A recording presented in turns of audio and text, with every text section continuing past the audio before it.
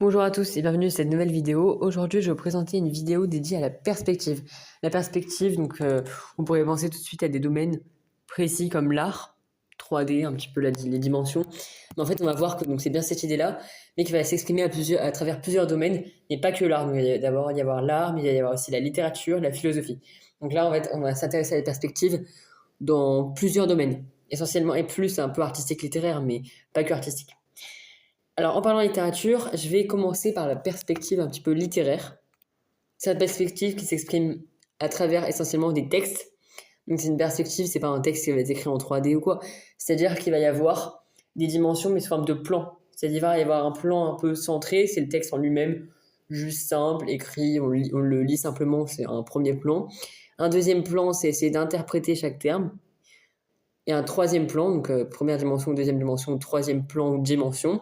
Et c'est ça qui nous intéresse, c'est aller au-delà du texte. On a le texte, mais qu'est-ce que ça veut dire? Pourquoi il a écrit ce texte? Généralement, il l'a pas écrit que pour faire de la décoration de Noël ou quoi. Il l'a vraiment décrit, l'auteur en quelconque, hein, j'ai un texte de manière générale. Après, on va voir qu'il va y avoir des auteurs précis, hein. Mais le texte qui a été écrit veut donner un sens. Donc, ok, il vise là pour nous faire comprendre simplement, c'est pour expliquer simplement, pour que les gens comprennent simplement. Et ok, parfois il y a une interprétation un petit peu secondaire, mais il y a vraiment un sens au-delà. Ça invite à se parfois il y a des textes qui invitent à se révolter, à imaginer, à innover, à réfléchir, mais profondément, genre à réfléchir dans plusieurs sens, dans plusieurs domaines. Et c'est ce que nous montre la perspective littéraire. Voilà pour la perspective littéraire. Et justement, dans les textes, cette perspective, il y a deux types de perspectives. Il y a l'analyse subjective, par l'emploi, la première personne singulier, donc par l'emploi du pronom personnel je, donc un auteur qui déclare par lui-même, et c'est subjectif.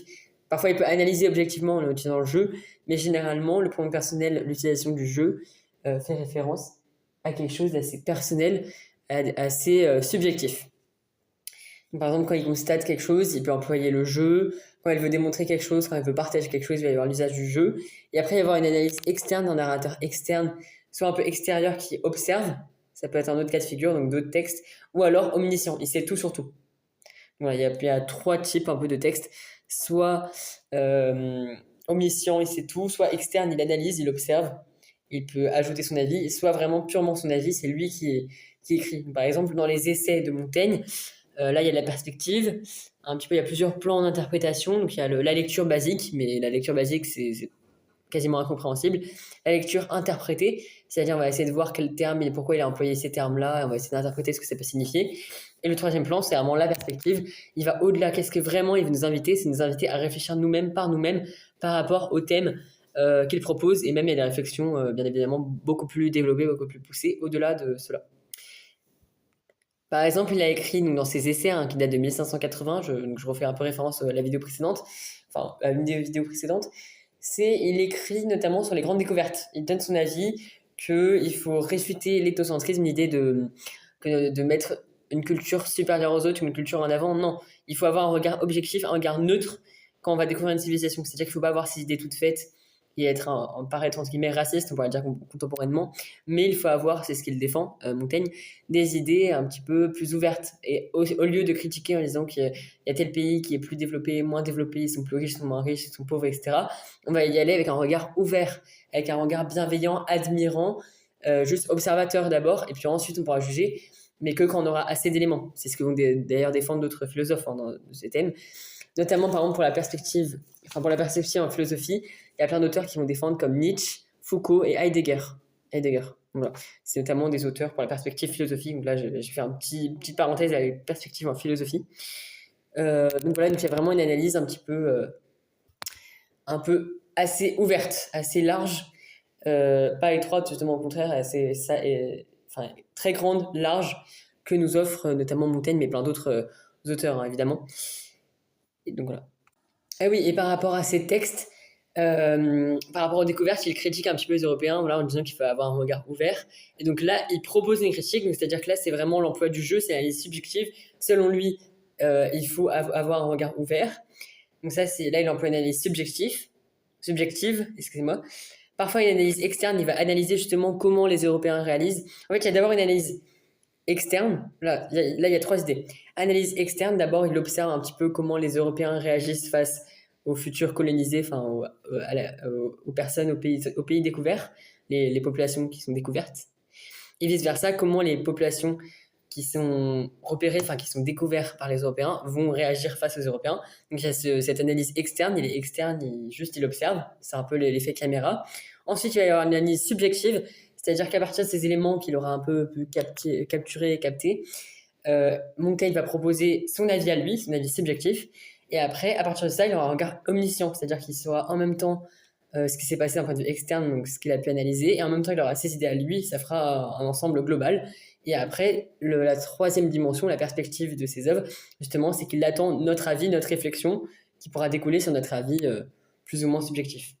Donc voilà pour la perspective en littérature. Et la dernière perspective qui peut paraître la plus classique, c'est celle en art, en art plastique, voilà, avec notamment sur les œuvres, les points de fuite et les lignes, qui créent un effet de 3 dimensions, donc qui crée du relief, ou même des différents plans. Il y a le premier plan, le plus présent, l'arrière-plan, c'est un peu le fond, et soit c'est tout, il n'y a que 2 plans, soit il y a un troisième plan au loin, il y a une autre signification, enfin, chaque plan a sa signification. Et donc voilà, donc il y a la profondeur des points de fuite, des lignes, au niveau de l'organisation, on va dire, artistique et physique, enfin la manière physique de représenter une œuvre d'art. Mais l'interprétation, voilà, il y a une interprétation par plan, par dimension, comme je disais tout à l'heure. Et c'est ça qui va mettre en avant des personnages, des bâtiments, des idées, des paysages.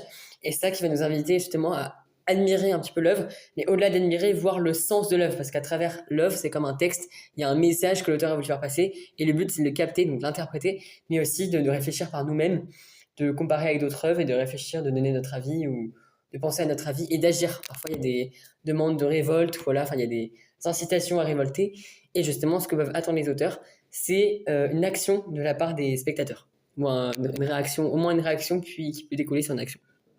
Et alors j'ai quelques exemples pour la perspective artistique. Donc il y a par exemple en 1425 la création, enfin l'invention un petit peu, la perspective conique, donc comme l'indique le nom, sous forme de cône, avec Filippo Brunelleschi.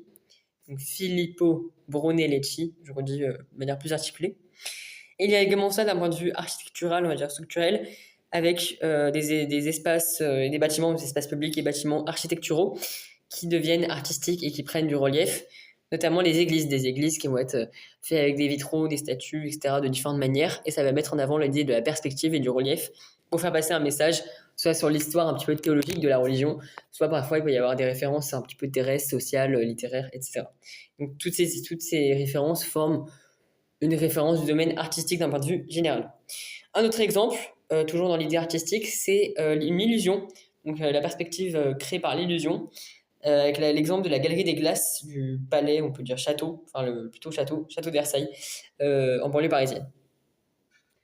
Voilà pour cette vidéo sur la perspective de divers plans, donc la perspective un petit peu concentrée sur la littérature, enfin côté littéraire, donc avec essentiellement la perspective en littérature avec des textes et nos œuvres, mais aussi artistique, ce qu'on pense généralement, genre la manière dont les œuvres sont créées, donc la partie entre guillemets physique, enfin la pratique, mais aussi la théorie, qu'est-ce qu'on peut interpréter, et au-delà, en troisième plan, troisième dimension, qu'est-ce qu'on peut penser, qu'est-ce qu'on peut réfléchir, et comment on peut réagir et agir tout simplement en fait. Donc voilà, et enfin il y avait une petite parenthèse liée à la littérature, c'est la perspective mise en place par des philosophes, donc sous forme d'œuvres également textuelles, enfin, des textes.